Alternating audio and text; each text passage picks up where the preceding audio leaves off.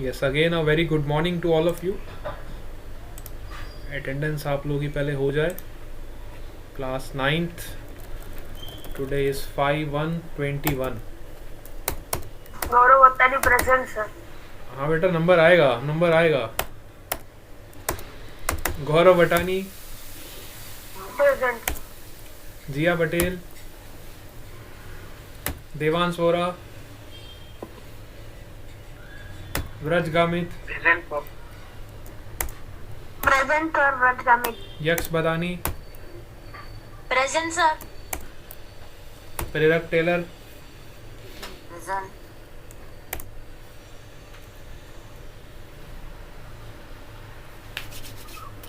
हर्ष Patel, present sir. Chaudhary Daksh, present sir. Elvina Basava, present sir.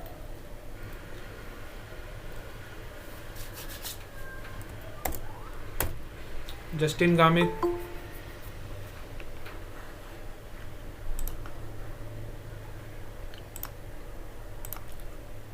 Aditya Chaudhary, Aditya Chaudhary, Tanvi, Tanvi Parmar, Dev Bhalodiya, Devang Jalavadiya, present sir. Present sir. Prince Rathore. Raunik Gamit, present sir. Meet Gamit, present sir. Vishesh Patel, present sir. Naiti Chaudhary, Dhwani Chaudhary, present sir. Nandini, Nidiksha, present sir. Preet, Hetvi, Veda Dhimmar. Present sir. अच्छा, व्यारा में ठंडी बढ़ गई कि कम हो गई?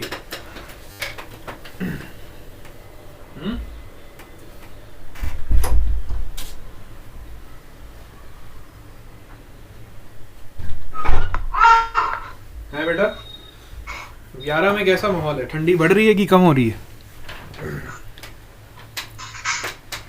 थोड़ी थोड़ी बढ़ गई सर। थोड़ी बढ़ गई है ना। मतलब आप लोग स्वेटर वगैरह पहन रहे हो कि नहीं पहन रहे हो? हाँ, पहन के ही बैठे। हाँ वही ना, अब ठंडी मतलब स्वेटर पहनने वाली हो गई, राइट? Yes sir. हाँ, कई लोगों ने तो टोपियां पहननी भी शुरू कर दिया ना। कौन कौन टोपी पहन रहा है? जिसको ज़्यादा ठंडी लगती है टोपी पहन लेता है, नीचे मोजे पहन लेता है, दो दो स्वेटर पहन लेता है, ऊपर से शॉल भी ले लेता है। अब बचा ही क्या लेने? सर मम्मी ऐसा करते हैं। मम्मी ऐसा करते हैं। हाँ, मम्मी को ज़्यादा ठंड लगती है ना, मतलब बड़े लोगों को थोड़ा एज का फैक्टर आ जाता है ना। आप लोग तो स्टूडेंट्स हो, थोड़ी ठंडी बर्दाश्त कर लेते हो, मम्मी को ज़्यादा लगती है तो वो सब पहन लेते हैं, राइट? चलो, तन्वी चौधरी, प्रियांशु जरीवाला, प्रेजेंट। स्नेह गौर,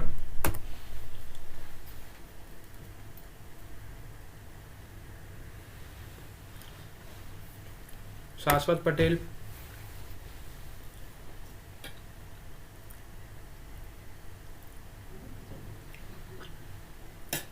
मोनीश मालिक। Present sir. कौन है बेटा मोनीश मालिक? चलो, यस। अब मेरे ख्याल से अटेंडेंस सबका हो गया, किसी का रह गया हो तो बता दो बेटा। किसी का अटेंडेंस अगर रह गया हो, let me know.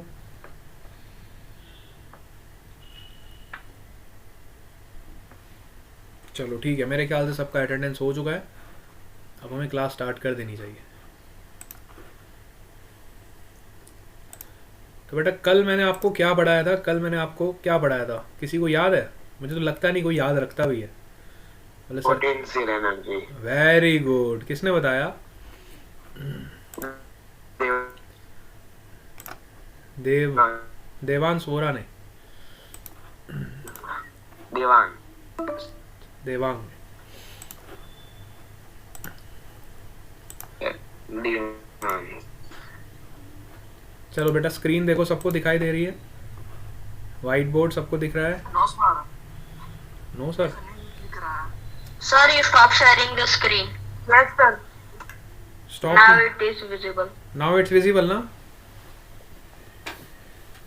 Yes sir. Yes, sir. Very good. अच्छा, तो हमने दो तरह की एनर्जीज पढ़ ली, एक तो काइनेटिक एनर्जी और दूसरी potential energy, right? Yes, sir. और कल हमने कुछ बेटा क्वेश्चंस भी सॉल्व किए थे, है ना? एक आध क्वेश्चन अभी और सॉल्व करते हैं और फिर हम आगे चलते हैं, ठीक है? ताकि हमें पता चल जाएगा आप लोग घर पे पढ़ाई करते हो कि नहीं करते। Sir, आज चैप्टर खत्म। आज चैप्टर हम ख़त्म करने की पूरी कोशिश करेंगे बेटा। अब हमारा कितना पोर्शन रह गया है?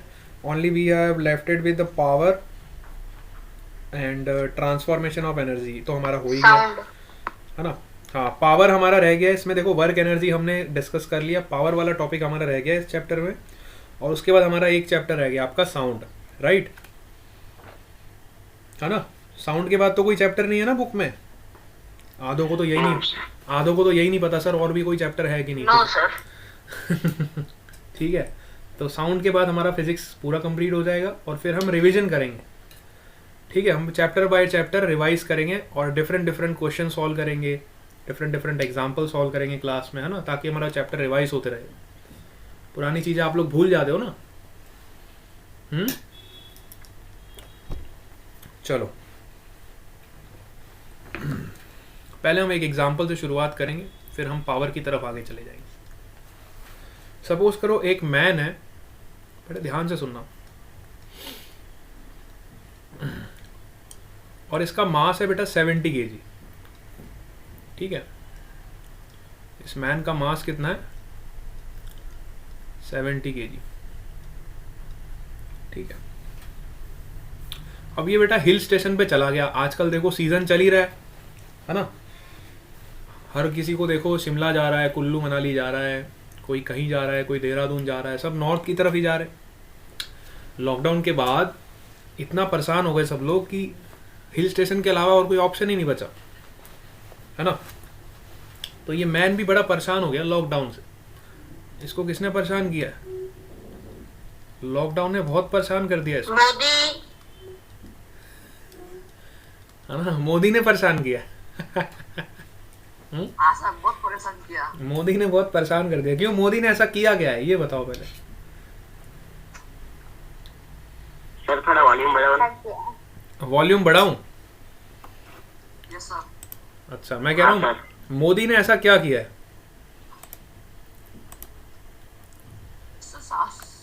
सर अच्छा क्या लॉकडाउन कर निकलो, दूरी रहो, ऐसा किया सबने।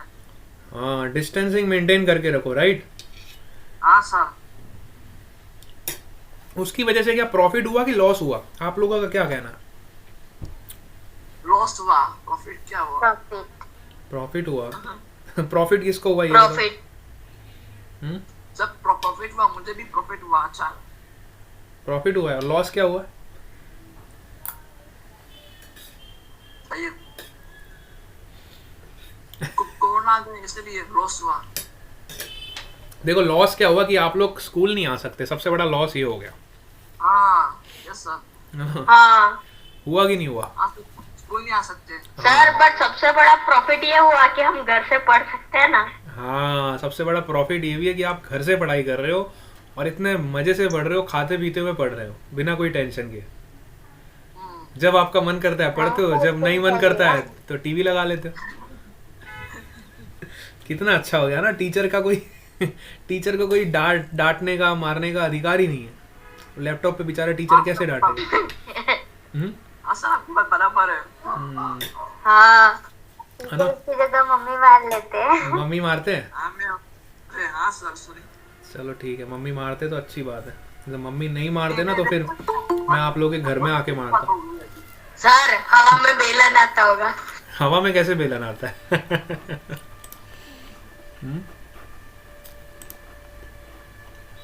अगर हवा में कोई बेलन ट्रांसफर करने का सिस्टम होता ना तो मैं लैपटॉप से एक बेलन ट्रांसफर करता आपको उधर।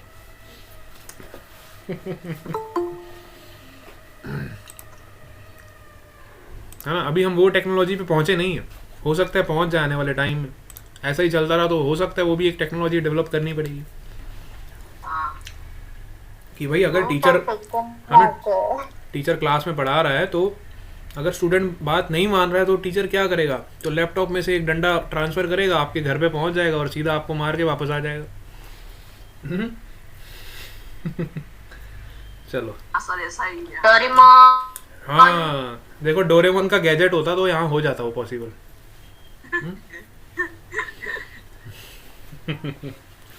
सर सिर्फ एनीवेयर डोर होता ना तो भी।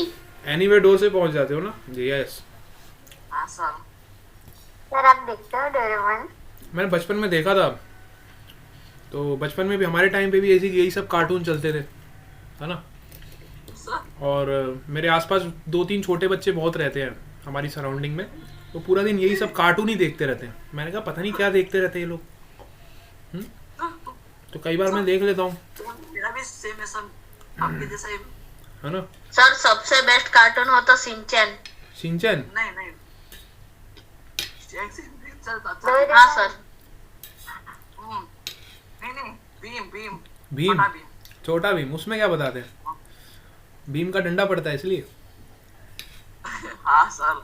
सर स्टार्ट करो वरना बात ही करते रह जाएंगे। हाँ चलो ठीक है बेटा, बहुत हो गया, ये बातें कराने में लग गए। हमारा चैप्टर बेटा रह जाएगा तुम्हारे कार्टून के चक्कर में। चलो 70 kg का हमारे पास एक मास है। ये बेटा बहुत परेशान हो गया है ना, और ये जा रहा है हिल स्टेशन पे। पहले एक हिल स्टेशन पे गया, ठीक है, और वहां से दूसरे हिल स्टेशन पे गया। अब ए हिल स्टेशन है, सपोज करो पहले इस पहाड़ी की चोटी पे जाता है, फिर दूसरी पहाड़ी की चोटी पे जाता है। तो पहली पहाड़ी की जो चोटी है बेटा, चोटी मतलब पीक, ठीक है, peak of this mountain is at a distance of 1200 meters from the ground, and peak of this mountain is, बेचारा इतना परेशान है ना, उसको कुछ समझ नहीं आ रहा, बोले चल पहाड़ी चढ़ लेता हूँ मैं। एक पहाड़ी चढ़ता है, फिर उतरता है, फिर दूसरी पहाड़ी चढ़ जाता है। दूसरी पहाड़ी कितने पे है? 1800 meters पे, ठीक है, ठीक है, about the sea level. Then calculate the work done in going from A to B. अब ए से बी जाने के लिए कितना वर्क डन हुआ ये हमें फाइंड करना है। अगर ये मैन जो है ये ए पॉइंट से बी पॉइंट पे जा रहा है इस तरीके से, तो कितना वर्क डन हुआ इसको ए से बी पहुंचने के लिए, ये हमें कैलकुलेट करना है। Work done from A to B,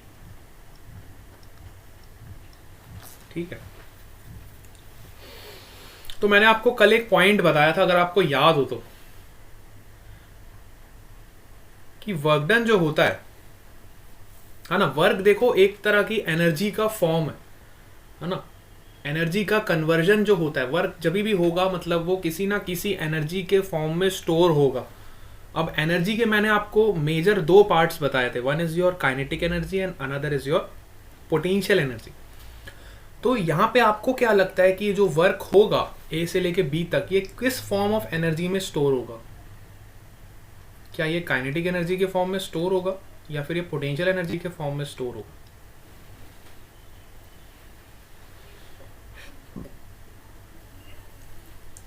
आपको क्या लगता है?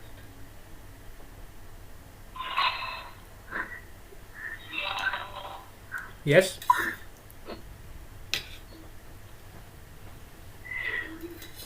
जल्दी से बताओ। हाँ, पोटेंशियल एनर्जी के फॉर्म में ना। देखो ये पर्सन जा रहा है, अब यहाँ पे इसकी कोई वेलोसिटी तो हमें दे नहीं रखी ना। अगर काइनेटिक एनर्जी से कुछ कनेक्शन होता है इसका तो ऑब्वियसली हमें कुछ वेलोसिटी दे रखी होती, लेकिन यहाँ पे क्वेश्चन में हमें सिर्फ हाइट दे रखी है। एक पहले ये वाली माउंटेन का पीक का हाइट दे रखा है सी लेवल से, और फिर ये वाली माउंटेन का पीक का हाइट दे रखा है सी लेवल से, है ना। और हमें वर्क डन निकालना है ए से लेके बी तक, कितना वर्क डन होगा। तो वर्क डन क्या होगा आपका बेटा? पोटेंशियल एनर्जी में जो चेंज होगा वो आपका वर्क डन के बराबर होगा। अब मैंने आपको बताया था कि potential energy is independent of the path. कल एक पॉइंट आपको मैंने कॉपी में लिखवाया था, आपने नोट किया होगा। Potential energy is Yes. Independent of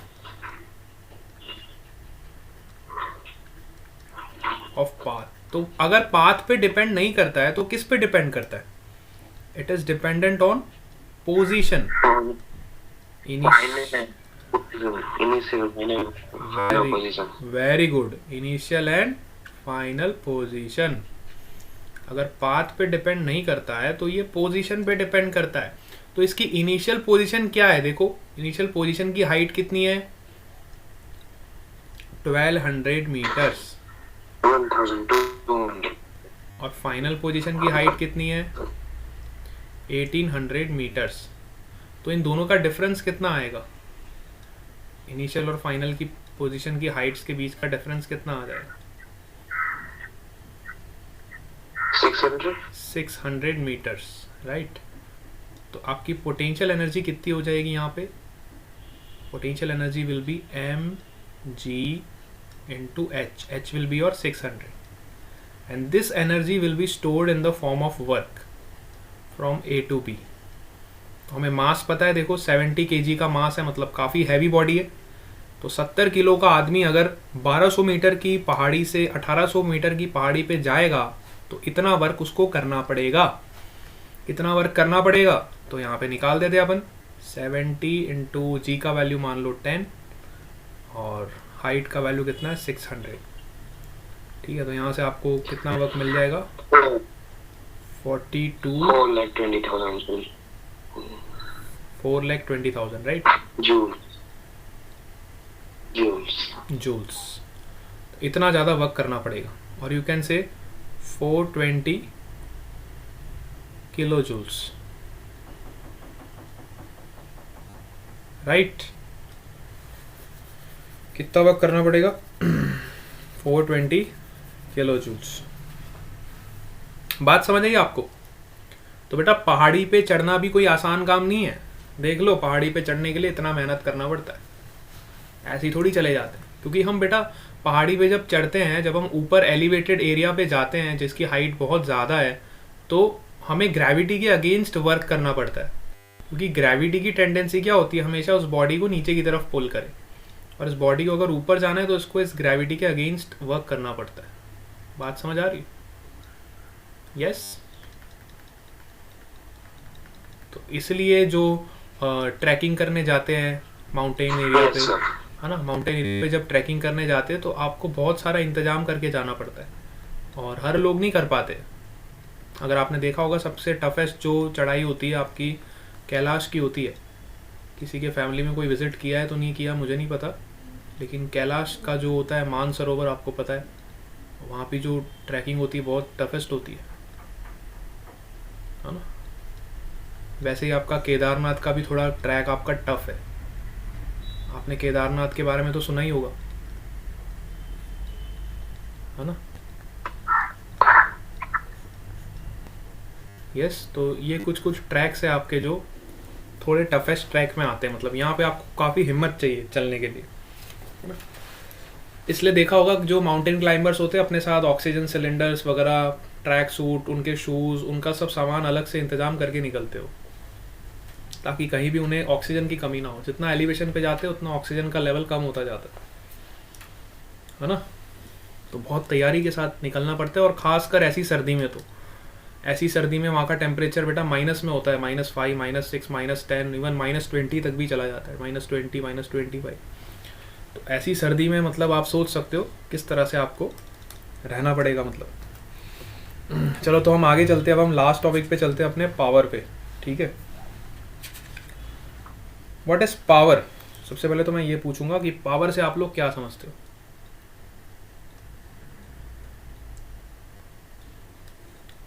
तो पावर की जो बेसिक डेफिनेशन होती है, that is the rate of doing work. Rate of doing work. Basic definition of power is that it is the rate of doing the work. क्या बात आपको समझ आई? अब रेट ऑफ डूइंग वर्क का मतलब क्या होता है? रेट का मतलब क्या होता है? What is the meaning of this rate? Rate का मतलब होता है always with respect to time, with respect to time. ठीक है, जब हम टाइम के रिस्पेक्ट में वर्क डन को कैलकुलेट करते हैं तो उसी को हम बोलते हैं पावर। जब हम टाइम के रिस्पेक्ट में वर्क डन को कैलकुलेट करते हैं तो उसी को हम बोलते हैं power. So power is defined as work done upon time, work done upon. अब इसको हम एक एग्जाम्पल से समझते हैं, बहुत शानदार तरीके से आपको ये चीज़ समझ आएगी अगर आप इस एग्जाम्पल को समझोगे तो। सपोज करो हमारे पास एक चंगलू है और एक मंगलू, ठीक है। एक लड़का है उसका नाम है चंगलू,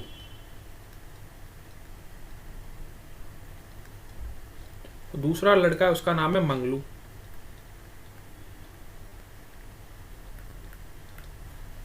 अब ये जो चंगलू है, ये चंगलू क्या करता है?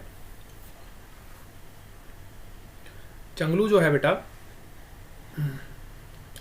ये बहुत शार्प माइंडेड होता है ना। ये बहुत ही शार्प माइंडेड होता है और ये कुएं की तरफ जाता है और कुएं की तरफ बाल्टी में से पानी निकालता है, ठीक है। कुएं में तो पानी बहुत अंदर होता है ना, और हम सबको पता है यहाँ पे एक पुली जैसा कुछ लगा होता है जहाँ पे एक बकेट लगा होता है।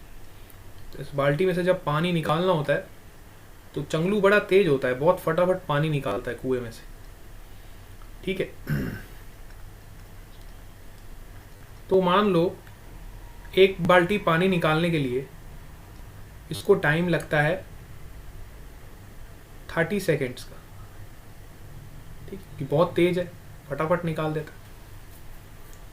एक बाल्टी को निकालने के लिए कितना टाइम लगता है इसको? 30 सेकेंड्स। चंगलू की बात कर रहा हूँ अभी, मंगलू की बात नहीं कर रहा हूँ। चंगलू बहुत ही तेज है ना पानी निकालने में। तो 30 सेकेंड्स के अंदर ये क्या करता है? एक बाल्टी पानी निकाल लेता है कुएं में से। अब एक बाल्टी में तो हमें पता है कितना पानी आ जाता है। सपोज करो एक बाल्टी में जो पानी आता है उसका मास आपको पता है, अगर गिवन है सपोज करो 30 kg ऑफ वाटर, ठीक है। तो 30 kg का मतलब हो गया 30 kg ऑफ वाटर वो कितने टाइम में निकाल लेता है? 30 सेकंड में निकाल लेता है। 30 किलो का मतलब मान लो ये बकेट है आपका जो भी है, इसमें पानी भरता है तो ये पूरा का पूरा जो इसका मास हो जाता है 30 kg का हो जाता है। अच्छा, वही काम मंगलू जब करता है, उसी काम को अगर मंगलू करता है तो वो थोड़ा आलसी है, वो थोड़ा धीरे करता है, जाता है सोच सोच के। जैसे कई बच्चे होते हैं ना, क्लास अटेंड करें कि ना करें। कई बच्चे होते हैं बहुत मज़ा आता है उनको क्लास अटेंड करने में। कई बच्चे होते हैं सुबह सुबह घर पे मम्मी पापा डंडे मार के भेजते हैं, जाओ बेटा क्लास करके आओ, थोड़ा पढ़ के आओ और फिर घर पे आना, ठीक है। तो मंगलू उस टाइप का है। चंगलू जो है वो खुद से क्लास में पढ़ने जाता है, मतलब खुद से पानी निकालने जाता है। अब गाँव में रहते तो गाँव में इस तरह के काम होते, जाओ कुएं में से पानी निकाल के ले आओ, खेतों में चले जाओ लकड़ी लेके आ जाओ।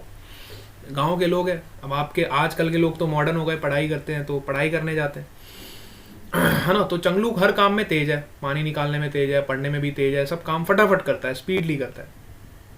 और मंगलू जो है उसी काम को करने में कितना टाइम ले लेता है? 1 मिनट और 30 सेकेंड्स। कितना टाइम ले लिया इसने?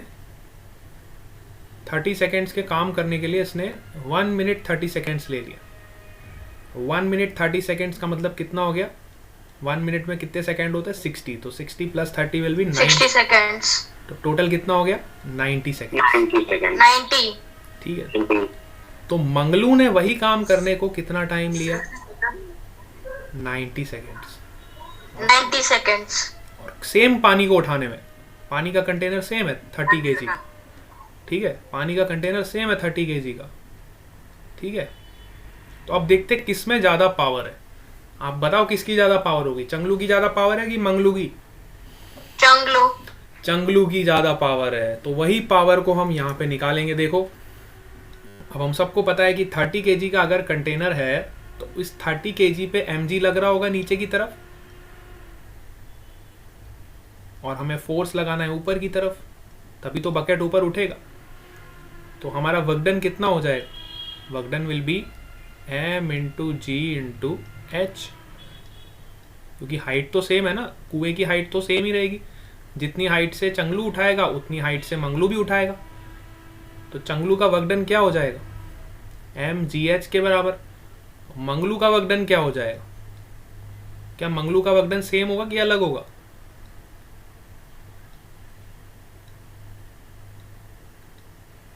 अरे मंगलू का वर्क डन सेम होगा। अलग। अलग कैसे होगा बेटा? देखो Same. मास तो सेम है ना दोनों के लिए, Same. 30 kg। हाँ हाँ हाँ। जी भी सेम है, एच भी सेम है, मास भी सेम है, जी भी सेम है, एच भी सेम है, तो कैसे अलग अलग होगा? तो दोनों के लिए वर्क डन क्या हो जाएगा? सेम हो जाएगा। लेकिन अगर मैं पावर की बात करूं बेटा, तो power is defined as work done upon time. हम सबको पता है ना, power is defined as work done upon time. तो पहले हम चंगलू की पावर निकालते हैं। तो चंगलू की पावर निकालेंगे, पावर ऑफ चंगलू which is equal to work done upon time. तो चंगलू का वर्क डन कितना था? M G H. चंगलू ने टाइम कितना लिया? 30 सेकेंड्स। अच्छा, मंगलू का पावर निकालो, power of Manglu which is equal to work done upon time. Work done is mgh again and time is here 90 seconds. तो अब देख के बताओ किसका पावर ज़्यादा आ रहा है?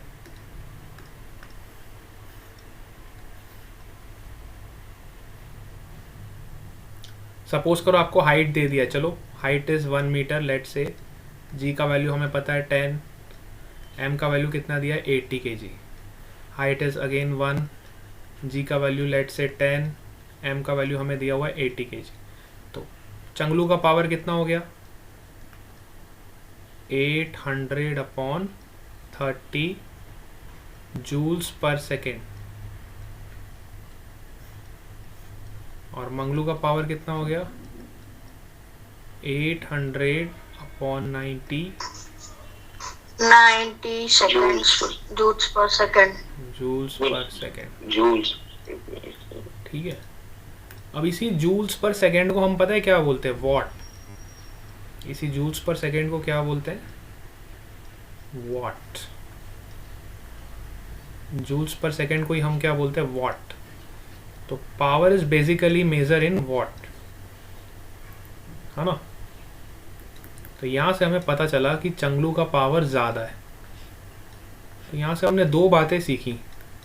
पहली बात ये सीखी कि पावर हमेशा उसका ज़्यादा होगा जो कम टाइम लेगा, है ना।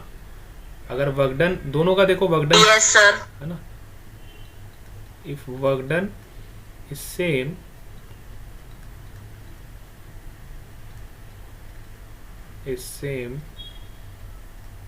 then power is inversely proportional to time. Yes or no?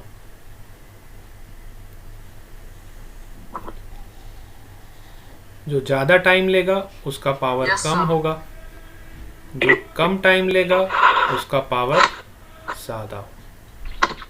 So you can also write, if work done is same, or you can say if W1 is equal to W2, then power is P2 by P1 is equal to T1 by T2.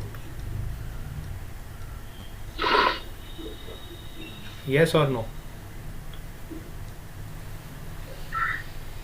Yes sir. तो power क्या होता है? Basically power is the work done per unit time, और you can say the energy supplied per unit time.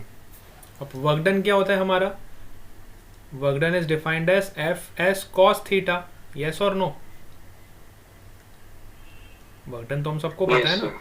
Work done is F S cos theta upon T. Yes or no? अब अगर बड़े Yes. ध्यान से हम देखें तो इस s अपॉन टी को क्या बोलते हैं? s is your displacement and displacement upon time is your velocity. s क्या होता था बेटा? डिस्प्लेसमेंट होता था ना, एंड डिस्प्लेसमेंट अपॉन टाइम क्या होता है आपको? वेलोसिटी विच इज v, है ना। तो यहाँ से पावर हमारा क्या हो जाएगा, F V cos theta.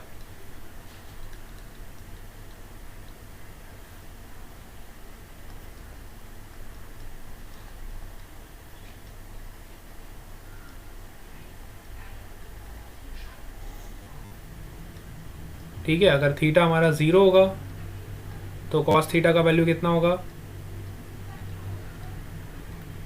1। Very good. अगर थीटा हमारा 90 होगा तो कॉस थीटा कितना हो जाएगा,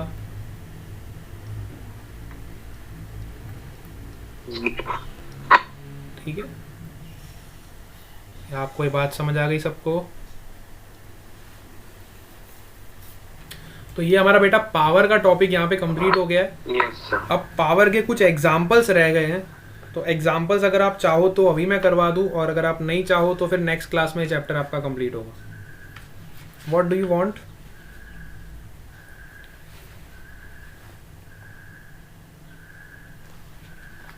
आपकी जैसी इच्छा हो बता दो मेरे को फटाफट। अगर आप अभी चाहते हो तो हम अभी करेंगे, नहीं तो नेक्स्ट क्लास में इसको एग्जाम्पल सॉल्व करेंगे।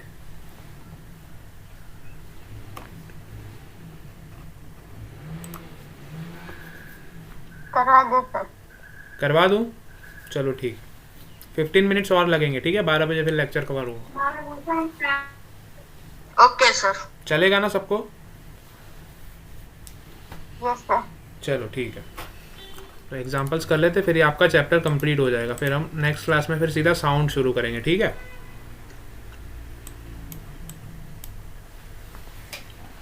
चलो example number 1।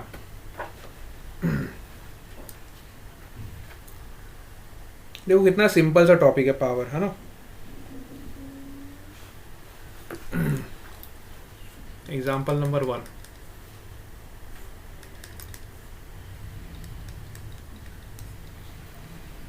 A machine has 1920 joule of work.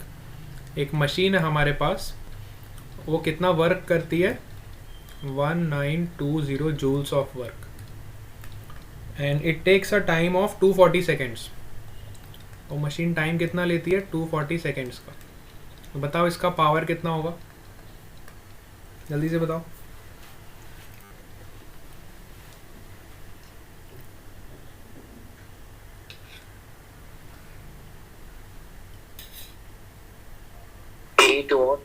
At what. Very good, है ना। Power is work done upon time, so 1920 upon 240 is equal to 8 watt. Very good. Next, come to next example. Suppose हमारे पास एक car है। अब हमें पता है car तो बहुत हैवी होती है, तो कार का मास हमें गिवन है। सपोज करो कार का मास गिवन है 150 kg, राइट। एक कार हमें दे रखी है और उसका मास कितना है, 150 kg के बराबर,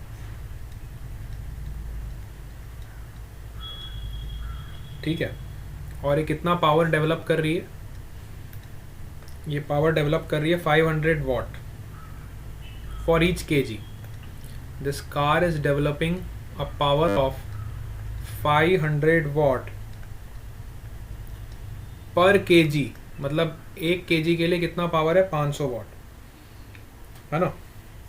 then what force does it exert in moving the car at a speed of 20 metre per second. तो अगर इस कार को 20 मीटर पर सेकेंड से मूव होना है तो इस पे कितना फोर्स लगेगा। क्या मेरी बात आपको समझ आ रही है? Yes sir. यस, कौन बोल रहा है? निदीक्षा क्या बोल रहे हो बेटा?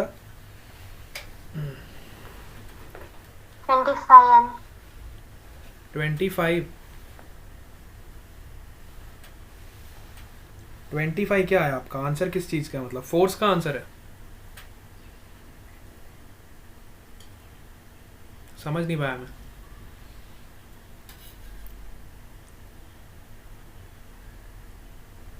$25 न्यूटन बोल रहे हो? Yes sir. 25 न्यूटन कैसे आ गया? देखो क्वेश्चन को ध्यान से समझो।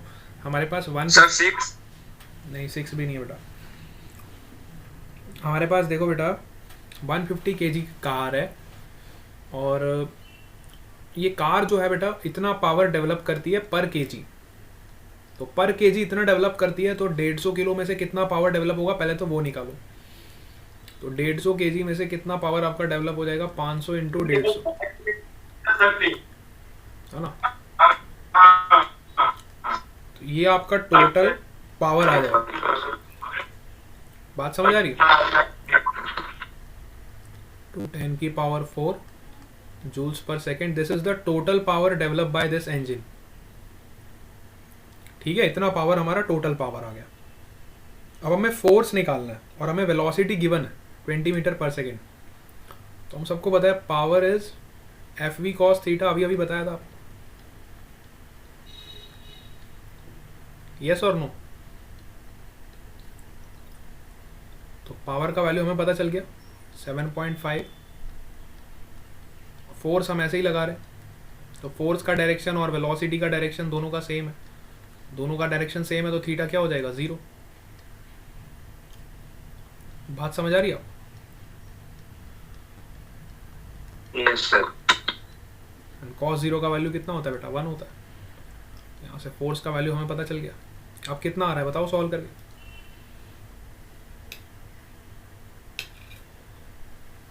3750 and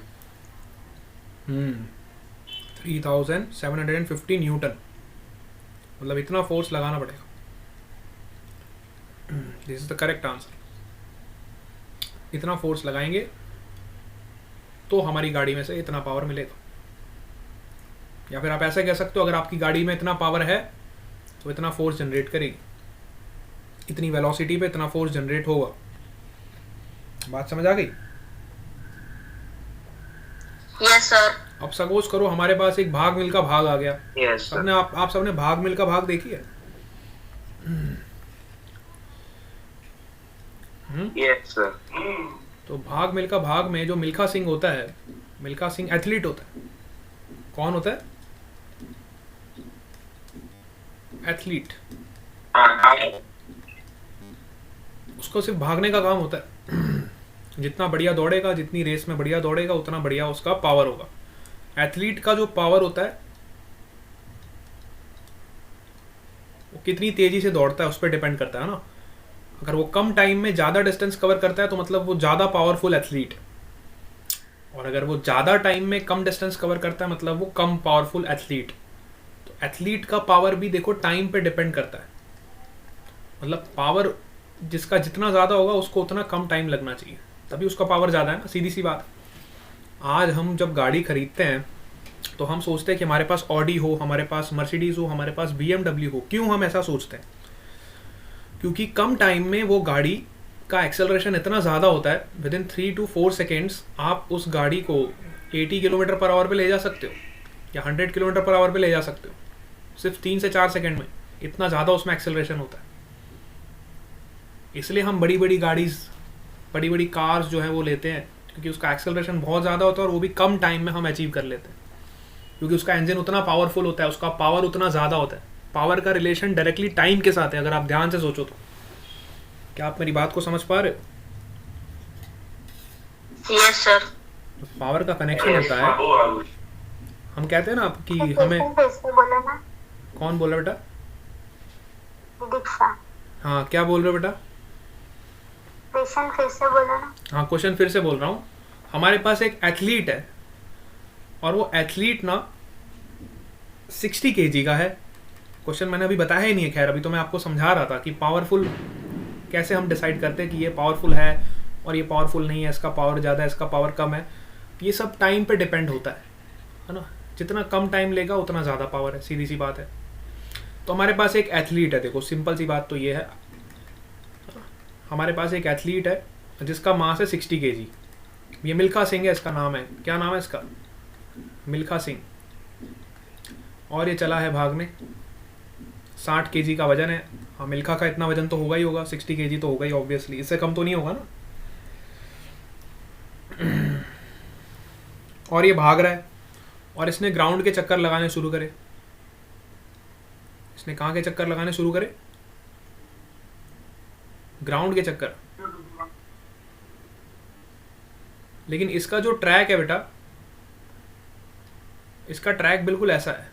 मैं स्ट्रेट ट्रैक ले लेता हूँ तो ज़्यादा अच्छा रहेगा, ये टेढ़ा मेरा ट्रैक मज़ा नहीं आएगा। तो मिल्खा सिंह मान लो सीधे ट्रैक पे भाग रहा है, ठीक है। हालांकि वहाँ पे उसका ट्रैक थोड़ा सर्कुलर था, लेकिन यहाँ पे मैं जो ट्रैक ले रहा हूँ एकदम स्ट्रेट ट्रैक ले रहा हूँ। यहाँ से मिल्खा सिंह भागना शुरू कर रहा है और यहाँ तक पहुँचने में इस मिल्खा सिंह को सपोज करो कितना टाइम लग जाता है, 25 सेकेंड्स, ठीक है। कितना टाइम लग रहा है? 25 सेकेंड, ठीक है। 25 सेकेंड्स। सर। क्या मेरी बात समझ आ रही है आपको? Yes yes sir. अच्छा, इसकी रफ्तार बहुत तेज है, इसकी रफ्तार बहुत ही तेज है, बहुत ज़्यादा वेलोसिटी से भाग रहा है। हम ले लेते हैं अप्रॉक्सीमेटली, कितनी ले लूँ, 20 मीटर पर सेकेंड, ठीक है। 20 मीटर पर सेकेंड से भाग रहा है और फाइनली हमें पता है यहाँ पे जाके तो रुक जाएगा, फाइनली यहाँ पे जाके रुक जाएगा। तो फाइनल वेलोसिटी क्या हो जाएगी? तो मैं फाइंड करना है कि इस मिल्खा सिंह की पावर कितनी होगी। What is the power of this Milkha Singh? This is the question. क्या आप इस मिल्खा सिंह की पावर निकाल सकते हो कितनी है?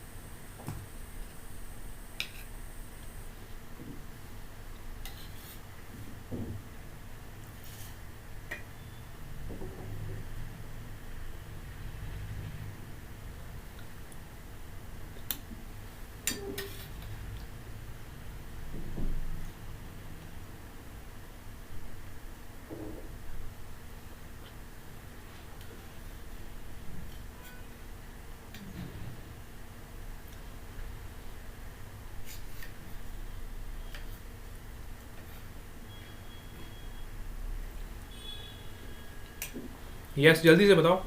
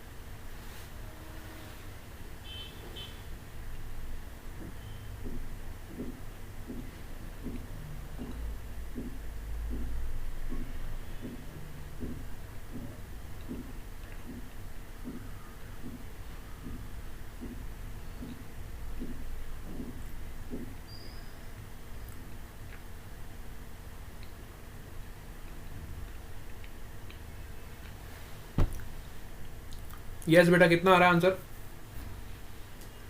किसी ने ट्राई किया?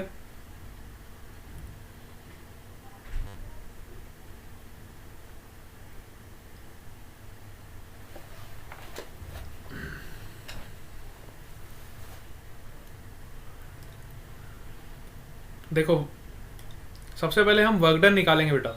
वर्क डन क्या होगा, मैंने आपको बताया था, work done by all forces which is equal to change in kinetic energy. हम सब ये पढ़ चुके हैं बेटा, which is final kinetic energy minus initial kinetic energy. क्या आपको कुछ याद आ रहा है?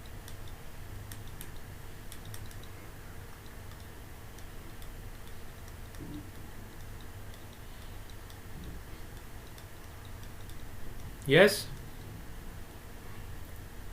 Yes sir. तो पहले वर्क डन निकालोगे, half M final velocity 0 square minus initial velocity 20 यहाँ से आपका वर्क डन आ जाएगा। कितना आएगा? 30 × 400,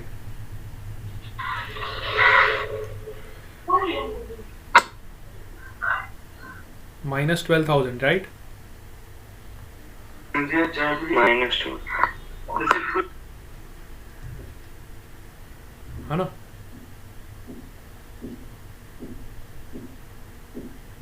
-12,000 जूल्स। अब माइनस क्यों आए यहाँ पे, देखो उसका कारण है क्योंकि इसकी वेलोसिटी बेटा कम होती जा रही है। वेलोसिटी इसकी क्या होती जा रही है, अब एकदम से तो ये नहीं रुकेगा ना। मिल्खा सिंह भाग रहा है 20 मीटर पर सेकेंड से, तो ऐसा तो नहीं है पूरे ट्रैक पे 20 मीटर पर सेकेंड से ही भागेगा। जैसे ही फिनिशिंग लाइन से थोड़ा सा पीछे होगा तो इसकी वेलोसिटी बेटा डिक्रीज होनी शुरू हो जाएगी। 20 से 19, 18, 17, 16 इस तरह से कम होती होती फाइनली क्या हो जाएगी, 0 हो जाएगी। तो पावर हमारा नेगेटिव आ रहा है, सॉरी जो वर्क डन हमारा नेगेटिव आ रहा है। देखो वर्क डन तो नेगेटिव आ सकता है ना, मैंने आपको बताया था वर्क डन में भी पॉजिटिव, वर्क डन में भी नेगेटिव, वर्क डन में भी 0। Yes or no? Yes, sir. Yes sir. Work done negative आ सकता है, इसमें कोई ताजुब होने की बात नहीं है। पावर क्या होता है, वर्क डन अपॉन टाइम। तो आप डायरेक्टली डिवाइड कर दोगे 12,000 अपॉन 25, तो कितना पावर आ जाएगा, 480 watt. 480 Watt. वाट। अब पावर आपका पॉजिटिव रहेगा, पावर में कोई दिक्कत नहीं, पावर थोड़ी नेगेटिव हो। वर्क डन नेगेटिव का मतलब ये है कि वो डायरेक्शन ऑपोजिट है, थीटा आपका नेगेटिव है, समझ रहे हो। पावर तो आपका पॉजिटिव रहेगा, है ना। क्लियर होगी बात, सबको पता चल गया। Yes sir. चलो अब इस तरह के क्वेश्चंस मैं आपको Yes, कुछ sir. होमवर्क के लिए भी दे दूंगा जिससे आप उसको प्रैक्टिस करते रहना। यहाँ पे आपका ये चैप्टर कंप्लीट होता है, ठीक है बेटा। Yes sir. अगली क्लास में हम Yes, sir. Sound Okay. Start करेंगे, नेक्स्ट क्लास में we will start with the sound. Okay, Okay, sir. Yes, bye bye to all of you. Bye sir. Bye sir.